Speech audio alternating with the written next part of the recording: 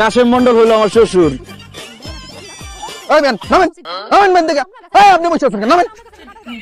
বুঝলাম না, আমার শ্বশুরের নাম শোনার সাথে সাথে আপনি খারাপ ব্যবহার করতেছেন কেন? আরে খারাপ ব্যবহার দেখছিস নাকি? ব্যাগ নে। আরে ব্যাগ নে। আচ্ছা আচ্ছা, ঠিক আছে ঠিক আছে। তোর শ্বশুর একটা কিপটা, জীবনে কোনোদিন আমার ভ্যানে ওইটা ভ্যান ভাড়া দেয় নাই। এই চলো। আরে স্যার, তোমার বাবা কি পরিমাণ কিপটা, তার নাম শোনার সাথে সাথে সামান্য ভ্যান হলো আমার সাথে কি ধরনের খারাপ ব্যবহার করতেছিল। ইসরে, কেন যে তুমি এরকম কিপটার ঘরে জন্ম নিতে গেলা? কেন দেখা শুনে একটা ভালো মানুষের ঘরে জন্ম নিতে এই চুপ করো তো, তুমি তো জানোই আমার বাপে কিপটা, তাই আমাকে বাড়ি যাইতেছো কে? যাইতেছি কারণ আমি সিদ্ধান্ত নিছি এবার ঈদ করবো শ্বশুর বাড়ি। আরে বাবা, তুমি কি ভুইলা গেছো আমরা দুইজন পালায় গিয়া বিয়া করছি? আমার বাপে তো তোমারে দুই চোখে দেখতে পারে না, সে তো তোমারে জামাই হিসেবে নাই। তাইলে তোমারে লাডি দিয়া পিড়ায় বাড়িতে বাইর করবো। তোমার আব্বা আমার লাঠি দিয়ে পিঠে বাড়ি থেকে বাইর করলে আমার শাশুড়ি তার ঝাড়ু দিয়ে পিঠে বাড়ি থেকে বাইর করবো। কারণ আমার শ্বশুর আমার জামাই হিসেবে মাইনা না দিতে পারে, কিন্তু আমার শাশুড়ি আমার ঠিকই জামাই হিসেবে মাইনা নিচ্ছে।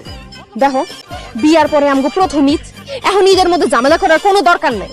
চলো আমরা তোমাকে বাড়িতে গিয়ে ঈদ করি, নাহলে জামাই শ্বশুরের ঝগড়া ঈদটাই আমার মাটি হয়ে যাইবো। তোমার ওই ফালতু কিপটা বাপের সাথে আমি ঝগড়া করতে যাব? আমি তো তার সাথে কোনো কথাই বলবো না, তার চেহারার দিকেই তাকাবো না। এই খবরদার, তুমি আমাদের বাড়িতে যাইতে পারবে না।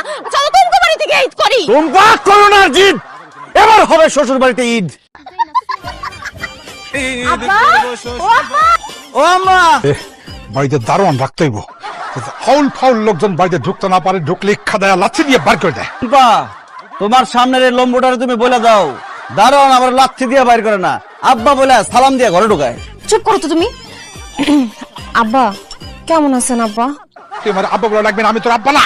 সেটা তো টুম্পা, তুমি ওনার আব্বা বলতেছো কেন? উনি কি তোমার আব্বা? উনি তোমার খালু লাগে, তার খালু বলো, খুশি হবে।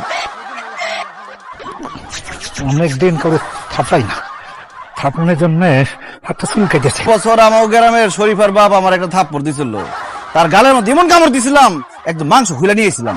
এখন আমার দাঁতটা কিটমিট কিটমিট করতেছে, আমার কাউরে কামড়াইতে ইচ্ছা করতেছে।